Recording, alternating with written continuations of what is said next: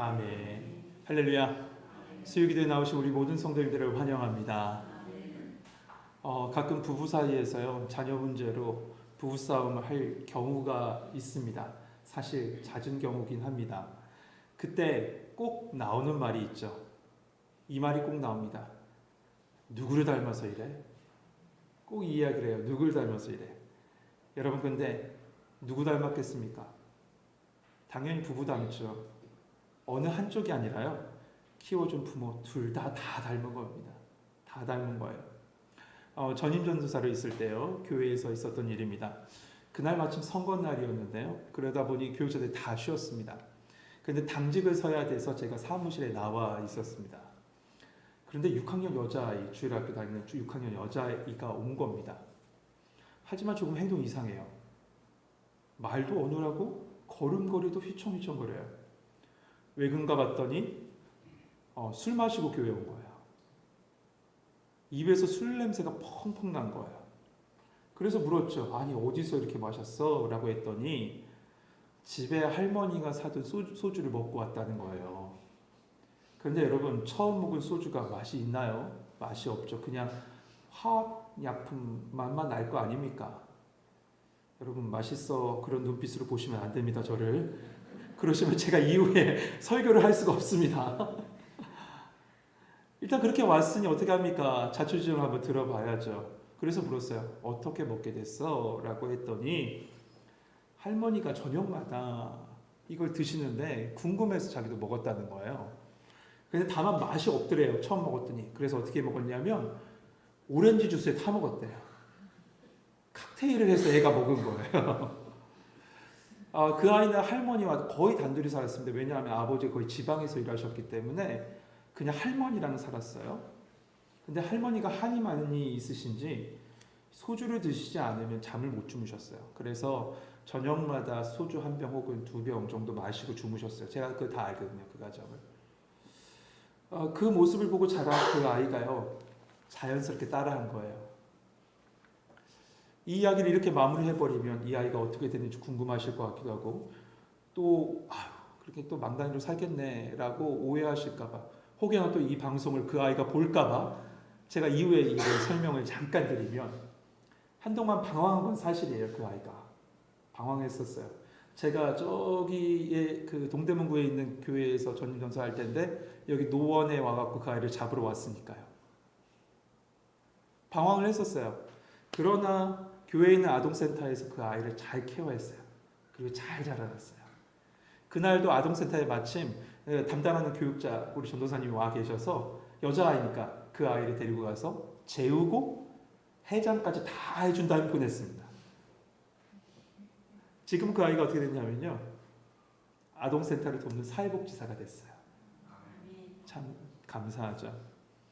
그럼에도 불구하고 이 아이에게 노출되었던 그 어른들의 모습이요, 그대로 그 아이의 삶에 투영돼서 정말 그 부모님, 할머니와 함께 닮은 꼴로 살아갔던 모습을 볼 수 있었습니다. 페르시아 우화 중에 이런 우화가 있습니다. 어느 여행객이 길을 가다가 이 흙덩어리, 점토덩어리를 발견한 겁니다. 근데 그 흙덩어리를 봤는데 아주 좋은 냄새가 나는 거죠. 그래서 이상하게 여기서 여행객이 그 흙에게 물었답니다. 너는 어떻게 이렇게 고상하고 좋은 놀라운 향기가 나니? 그랬을 때 그 흙덩어리가 대답하게 이렇게 대답해요. 그것은요, 제가 장미꽃과 함께 있었기 때문일 거예요 라고 대답했답니다. 성도 여러분, 우리가 누구와 무엇과 함께 하느냐에 따라 삶의 모습이 달라집니다. 여러분, 지금 누구와 무엇과 함께하고 계십니까? 성도 여러분, 예수 그리스도와 성령님과 언제나 함께하는 성도들 되시길 소망합니다. 그런데 반대로 말이죠, 죄와 동행하며 살아가는 자의 삶의 모습이 오늘 본문에서 보여집니다. 우리 1절 말씀 같이 한번 읽어봅시다. 1절 같이 읽겠습니다. 시작.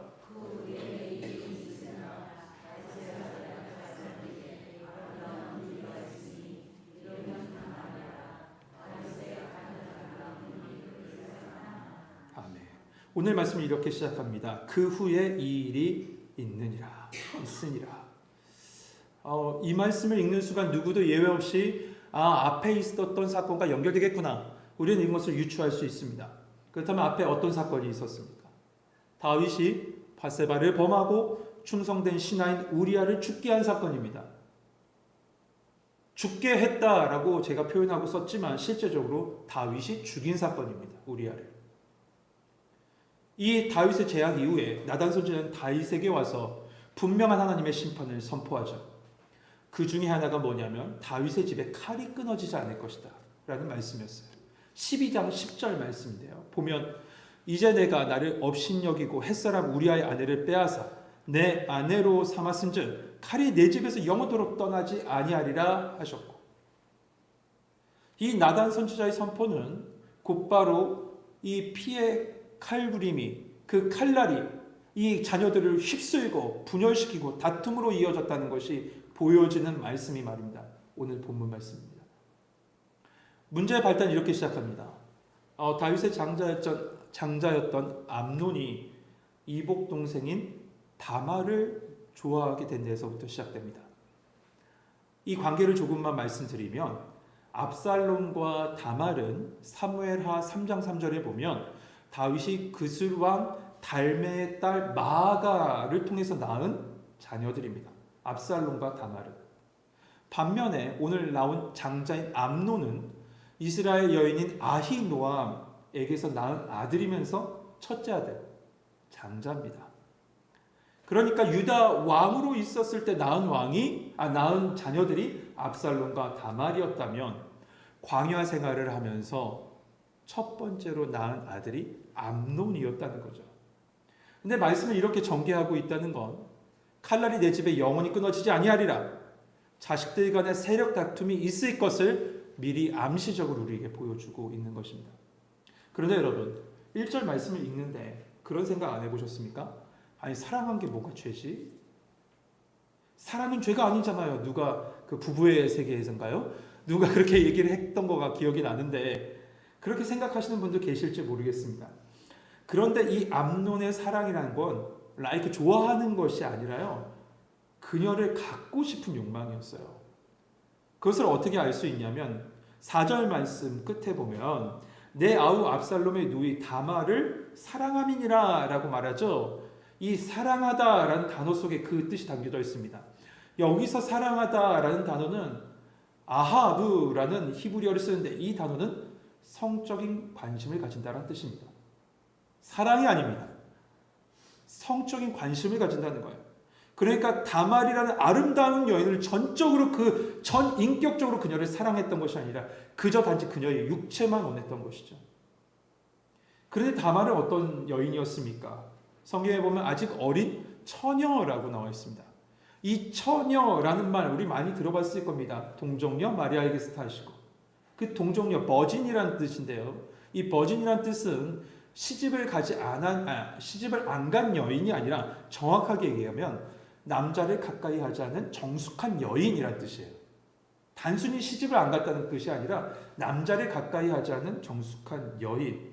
아마도 이 여인은, 이 다말은 15살 정도 됐을 것으로 보여져요. 왜냐하면 유다 왕 때 지금 다말을 낳기 때문에 그 나이로 추정할 수 있습니다. 그러니 이 그녀 다말을 암논이 만나는 것조차도 어려웠을 겁니다. 쉽지 않았을 거예요. 그래서 암논이 어떻게 했어요? 우라가 생겨서 병이 생겼다. 우라병이 생긴 거죠. 쉽게 얘기하면 상사병이에요. 다만 이상한 쪽으로 상사병이 생긴 겁니다. 그런데 그때요, 친구 하나가 찾아와요.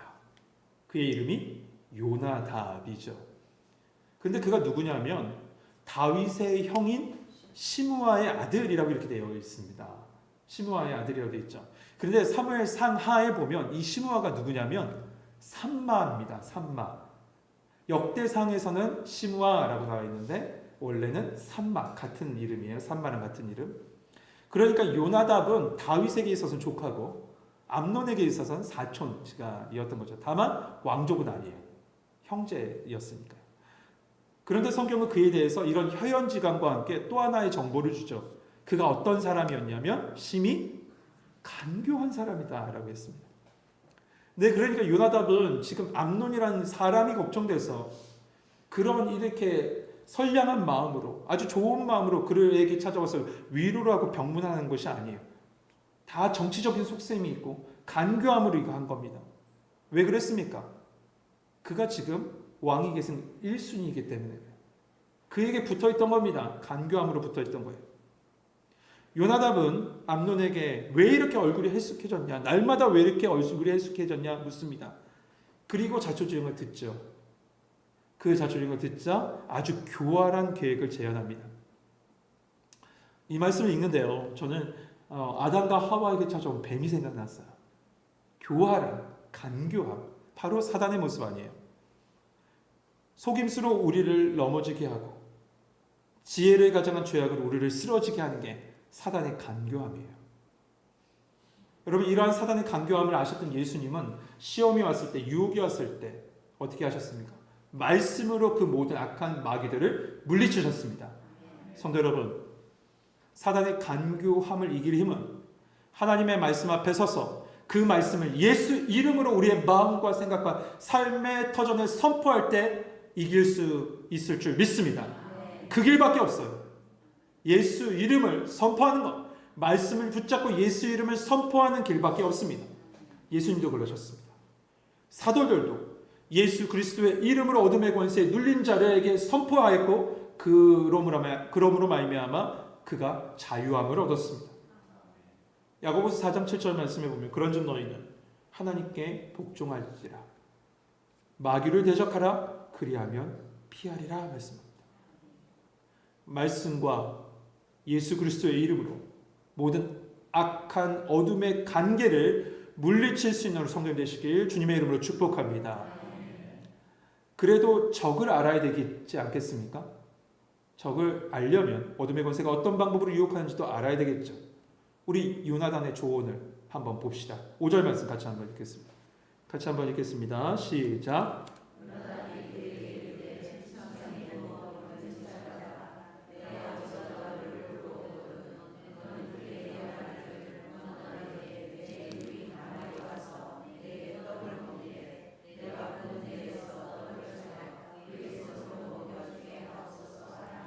아멘. 침상에 누워서 병든 척하고 있으면 아버지가 분명히 문병 올 거다. 그때 아버지에게 아버지 저 누이 다말이 와서 저에게 과자를 떡을 만들어서 그 손으로 내게 먹여주소서 이렇게 이야기하라라는 거예요. 정말 교활하지 않습니까? 예, 그 생각이 다 보이죠. 저희는요 말씀을 아니까. 그런데 그런 생각 안 해보셨어요? 왜 과자를 먹여달라고 그럴까? 왜 과자일까요? 이 과자라고 해석된 단어가 뭘까? 이 과자라는 단어가요, 레비보트라는 히브리어를 쓰는데 이 말이 어디서 파생했냐면 심장에서 파생된 단어예요. 심장. 그래서 학자들은 이렇게 해석합니다. 심장을 강하게 하는 건강식. 우리로 얘기하면 뭘까요? 보양식이 아닐까요? 그 보양식을 만들어서 자기가 갖다 달라는 걸 여기는 과자라고 이렇게 번역한 것뿐이에요. 여러분, 아픈 자녀가 부탁하는 말인데 안 들어줄 부모가 있겠습니까? 다 들어주지 않겠어요? 그래서 다윗은 다말에게 사람을 보내서 너 저기 오라버니 암논의 집에 가서 음식을 차리라 라고 얘기합니다. 그래서 다말은 다윗의 말을 듣고 오라버니 집에 가죠. 당시의 풍속은요, 음식을 차려서 대접하는 것, 특히 어렵고 힘든 사람에게 음식을 차려서 대접하는 것은 아주 귀한 일이었다라고 이렇게 생각했다는 거예요. 그러니 아버지의 이 이야기를 귀하게 받아들이고 이 다말도 어떤 의심도 하지 않은 채 가서 한 겁니다. 그래서 밀가루를 가지고 직접 그 앞에서 반죽합니다. 그리고 과자를 만들어서 암논에게 가져다 주죠. 그런데 암논이 먹기를 거절합니다. 그리고 어떻게 해요? 모든 사람 다 나가버리라고 해요. 왜 그랬을까요? 일단 이렇게 하는 행동은 자신의 병이 위중하다는 것을 보여주는 거예요. 내 병이 위중하니 다른 사람 다 위험하니까 나가라는 거예요. 일단은 나가라고 하면서 다른 사람들의 접근을 막습니다. 그런데 속내는 뭡니까? 단둘이 있고자 하는 거 아니에요. 단둘이 있고자 하는 거예요.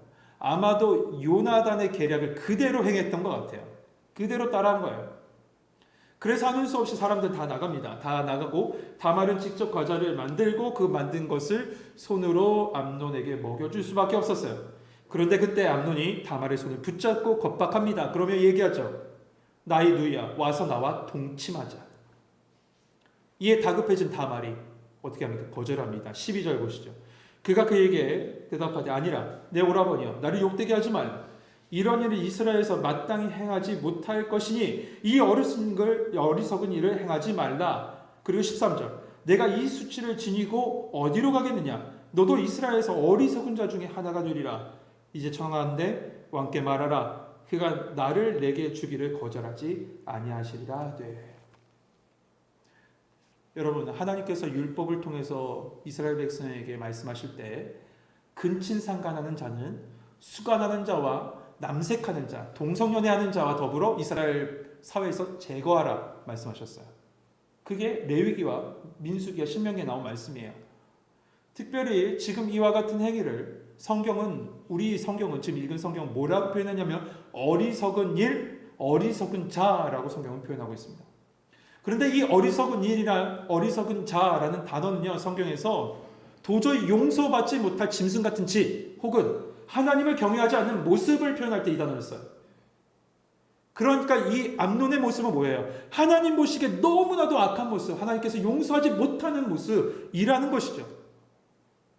그럼에도 불구하고 이 암논이 진정하지 못할 것 다 알고 이 다말은 이거 안 되는 건 알지만 이 상황을 벗어나고자 뭐라고 얘기합니까? 우리 아버지에게 잘 얘기해 봅시다. 아버지에게 이야기하면 어떻게 해결책을 주실 거예요? 라고 제안합니다. 그러나 이 욕정에 눈이 돌아간 암논은 결국 말을 듣지 않고 다말의 억지로 붙잡고 동침하죠. 여러분, 암논 잘 제가 발음을 했나요? 사실 말씀을 쓸 때 암논이라고 써지지 않고 암놈이라고 계속 써졌습니다. 그래서 암놈 왔다 갔다 했습니다. 사실은 글에는요 정말 놈입니다. 근데 성경은 이 모습을 이렇게까지 표현합니다. 14절 같이 한번 읽어볼까요? 같이 읽겠습니다. 시작.